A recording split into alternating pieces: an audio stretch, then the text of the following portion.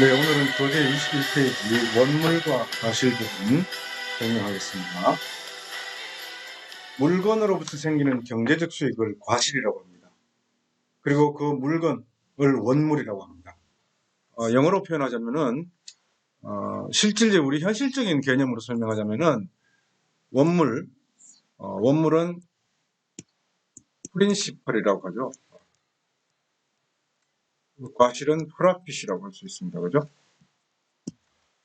근데 이 원물과 과실이라는 개념을 사실은 우리 법 체계가 일본법을 그대로 수개했고, 일본법은 독일법을 수개를 했고, 독일법은 프랑스법을 수개를 했고, 프랑스법은 로마법을 본받아서 만들어진 것인데, 그 당시 개념을 과실을 이제 프루트라고 하죠. 우리 과일, 과실, 그죠? 프루트.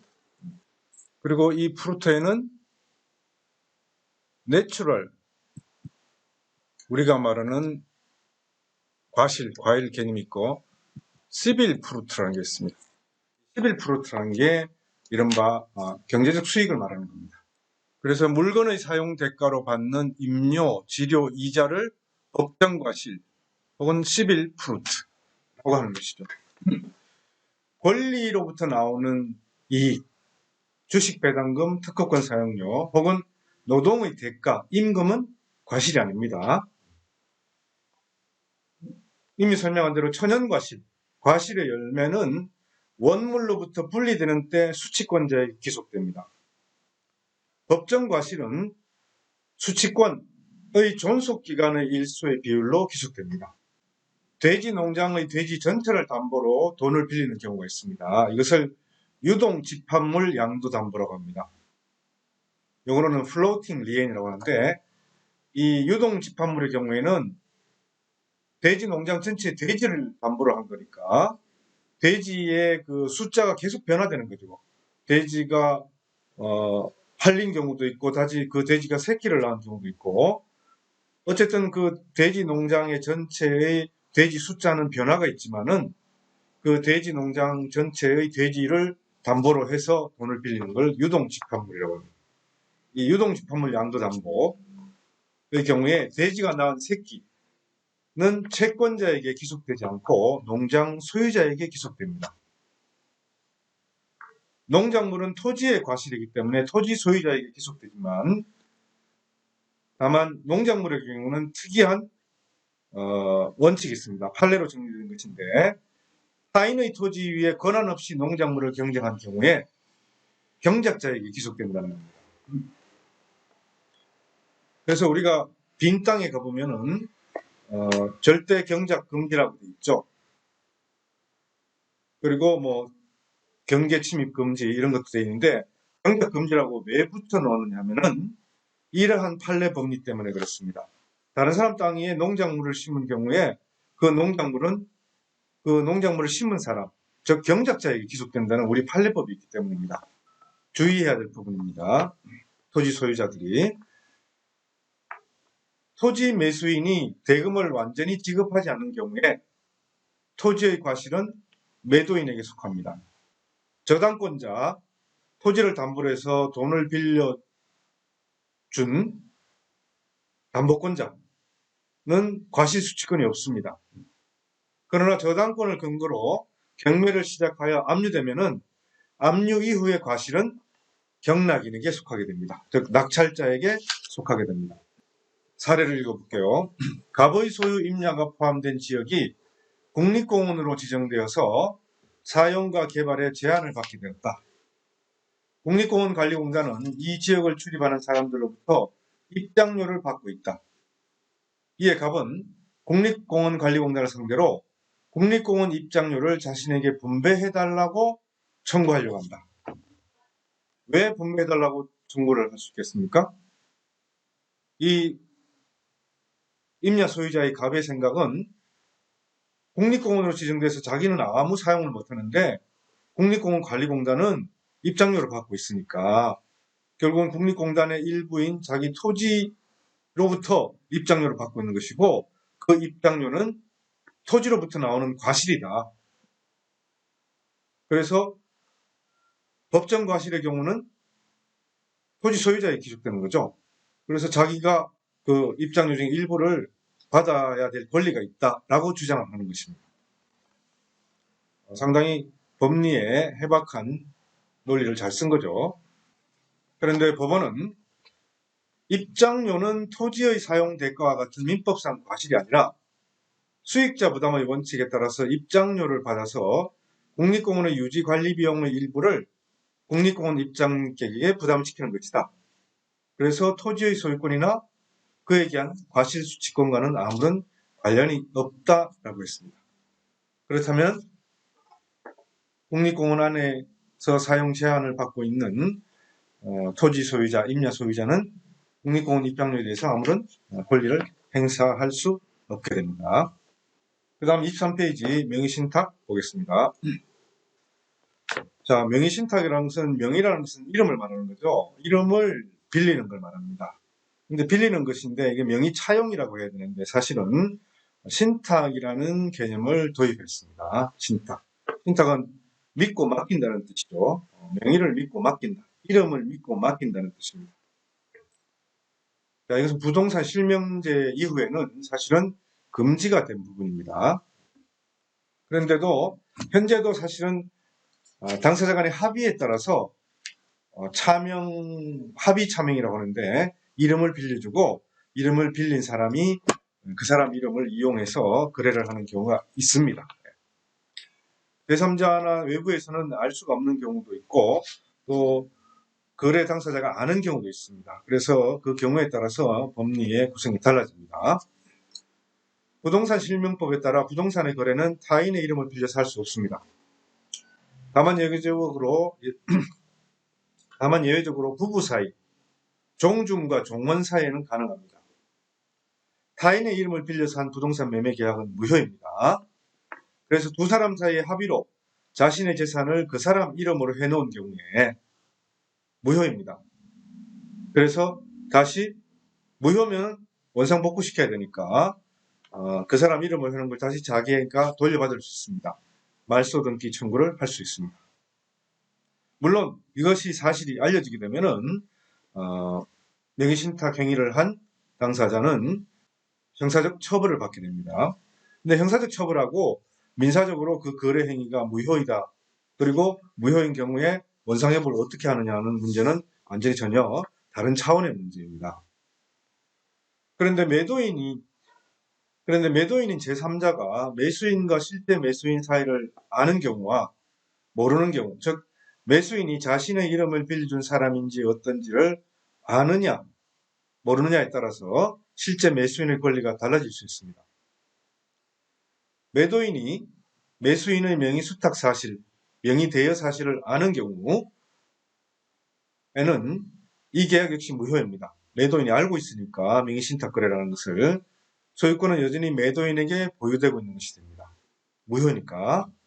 이때 명의 신탁자, 명의 차용인은 매도인에 대하여 소유권 이전 등기 청구를 하고 형식상 매수인에 대해서는 매도인을 대해서 말소 등기 청구를 하면 됩니다. 그리고 명의 수탁자가 그 사이에 부동산을 처분해 버려도 횡령죄가 성립하지 않습니다. 외부적으로는 명의 수탁자의 명의로 된 부동산이 100% 완전 유효한 소유권이라고 보기 때문입니다. 하지만 세법상으로는 명의 신탁자의 소유를 보고 명의 차용인, 명의 신탁자에게 세금이 부과될 수 있습니다. 그런데 매도인이 명의 수탁 사실을 모르는 경우 있습니다. 그러니까 매수인이 완전히 다른 사람 이름을 사용하면서 그것을 매도인한테 속이는 경우죠. 그런데 그 매매 계약은 유효합니다. 실제 매수인, 명의 신탁자는 명의 대여자인 형식장 매수인에 대해서 소유권을 이전받을 수 없습니다. 이런 경우는 굉장히 이제 위험하게 되는 거죠. 실제 매수인의 경우에. 그리고 매수금액 상당의 부당이득 반환 청구만 할 수 있을 뿐입니다. 이때 부당이득 반환 청구의 금액은 당시 매수 금액이지 그 이후에 부동산의 시가가 상승된 경우에는 시가 상승분을 청구할 수 없다는 겁니다. 자, 세 가지 경우가 있습니다. 두 사람 사이에서 짜고서 내 명의로 되어 있는 것을 다른 사람 명의로 넘기는 경우, 양자간 명의신탁이라고 합니다. 세 사람의 거래관계가 있습니다. 매도인과 매수인이 있는데 매수인이 제3자 명의로 매수하는 경우입니다. 근데 매도인이 그 사실을 아는 경우, 이것을 3자간 명의신탁이라고 합니다. 그 다음 세 번째는 매도인이 매수인에게 매매 계약을 하면서 매수인이 자기가 다른 사람인 것처럼 제3자인 것처럼 매수를 하는 경우입니다. 매도인이 명의신탁 사실을 전혀 모르는 경우죠.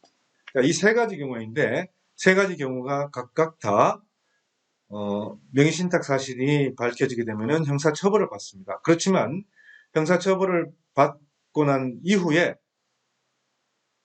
연례의 소유자인 자금 제공자 혹은 원래의 소유자가 그것을 다시 회복하는 방법은 민사적인 문제이기 때문에 다른 차원으로 처리된다는 겁니다. 자, 충분히 이해가 됐습니까? 계약 명의자가 명의수탁자로 되어 있다 하더라도 계약 당사자를 명의신탁자로 볼 수 있다면 이는 3자간 명의신탁이 됩니다.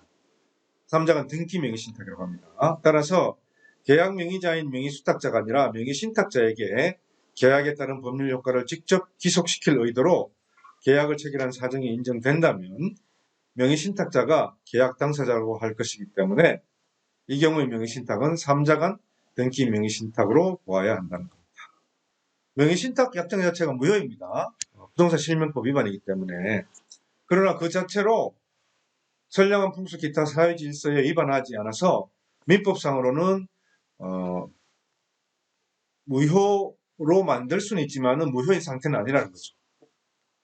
왜냐하면 명의신탁 약정과 그 등기에 기한 물권 변동만을 무효로 하고 명의신탁자가 다른 법률관계에 기하여 등기 회복 등의 권리 행사를 하는 것까지 금지하지 않는 거라는 겁니다. 대신에 명의신탁자에 대해서 행정적 제재나 형벌을 부과함으로써 사적 자치 및 재산권 보장의 본질을 침해하지 않도록 규정하고 있기 때문입니다. 따라서 부동산 실명제가 부동산 등기 제도를 악용한 투기, 탈세, 탈법 행위 등 반사회적 행위를 방지하는 것을 목적으로 제정되었다 하더라도 무효인 명의신탁 약정에 기하여 타인 명의의 등기가 격려되었다는 이유만으로 그것이 당연히 민사법상의 불법 원인 급여에 해당하지 않기 때문에 그것을 돌려받을 수 있다는 겁니다. 불법 원인 급여라는 것은 불법적인 원인으로 어떤 거래 행위를 한 사실을 알면서 서로 간 거래를 하는 경우를 말합니다.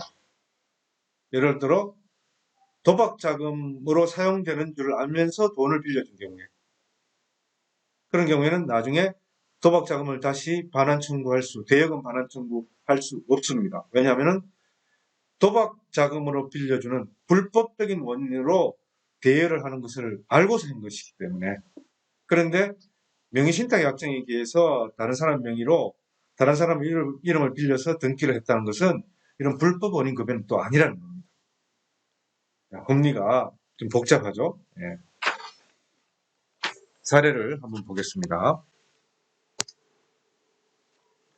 갑은 을로부터 밭을 매수하고자 하는데 농지 취득 자격이 없어서 병의 이름을 빌려서 농지 매매 계약을 체결했습니다. 병이 농지 취득 자격 증명이 있는 농민이니까 을이 병과 계약을 하고 병 명의로 소유권인지 등기해 주었는데 을이 매도인이죠. 병이 나중에 이 밭을 임의로 처분해 버렸습니다. 갑은 실제로는 자기 돈을 들여서 농지를 샀는데 병이 자기 이름으로 되어 있다는 걸 이용해가지고 처분해 버렸어요.